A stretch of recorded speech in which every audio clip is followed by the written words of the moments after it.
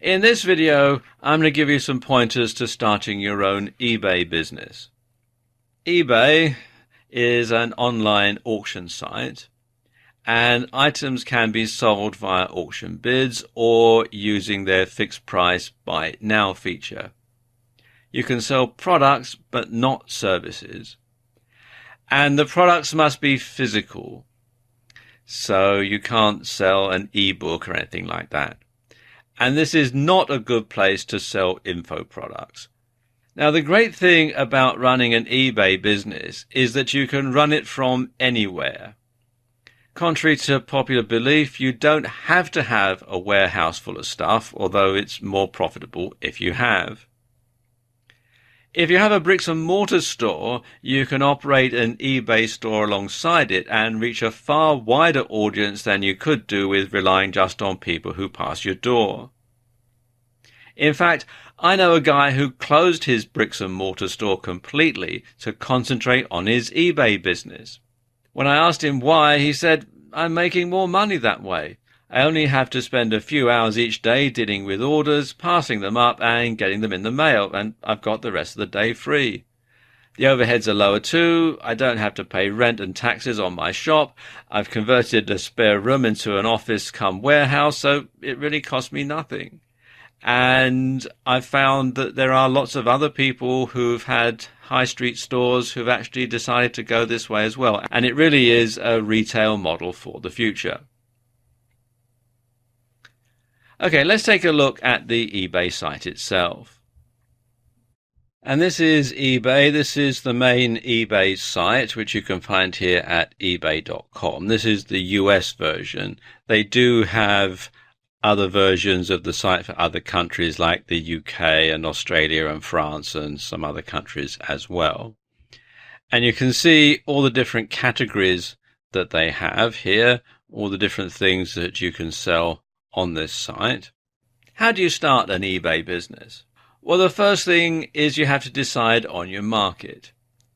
Do you already have a niche that you market to, or are you just looking to make the most money as quickly as possible? eBay do have a couple of pages on their site with information that can assist you in deciding what to sell. The first one is items in demand, and you can find this at pages.ebay.com/seller information/selling-basics/items-in-demand.html. And you can see they sort of give you a lot of information here, sort of thing that's being sold, the sort of prices that they're charging. This is for the US based site, but if you're selling on a local version of eBay, then you can simply use this as a guide.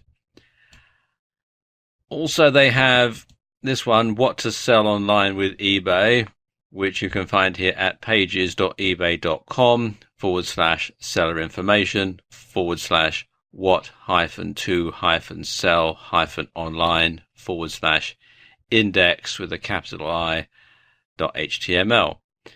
And again, lots of information about what's hot and things that you can sell on eBay. And it can give you a good idea as to what's likely to generate you the best profit. So how do you go about getting started? Well, the first thing to do is to sign up for an eBay account. The process is very straightforward and it's free to sign up. You can sign up on the main ebay.com website or on your local site if you're outside the United States. So come here to register, click on the link, and then come here to register, and then you fill out your email, password, first and last name. They want a mobile phone number if you're registering in the US, and then you have to agree to their terms and conditions. You can also, if you prefer, if you're going to be selling on the site, register for a business account. Click here on this link, and then you enter your business name here, country, address, phone number, and so on, all this information here. And it is actually very straightforward, and signing up is all free. How do you go about finding stuff to sell in your eBay store? Well, of course, a good source is your own products. Now, this can be software that you've developed or you have the rights to, and you need to distribute this physically, so it can be on a DVD or on a memory stick. Videos are good sellers on eBay. Again, you'd need to distribute them physically, so you need to burn them onto a DVD or a Blu-ray disc. And of course, crafts always sell very well on eBay. You can also buy in products to sell, and this is probably the most popular way to make money on eBay.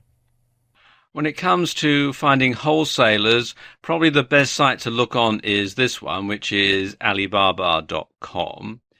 And this acts as a portal for lots of different manufacturers, mainly in the Far East, places like China and Taiwan and India. But they also have some suppliers from the US. And you can see, if I scroll down a bit, that they do have items at very low wholesale prices. But you often do have to order them in bulk. For example, these fishing lures, they're $2.59 a piece. These are all US dollars. But you've got to order a minimum of 20 pieces. But they are very good value, and they are probably the most widely used site for this sort of thing on the internet.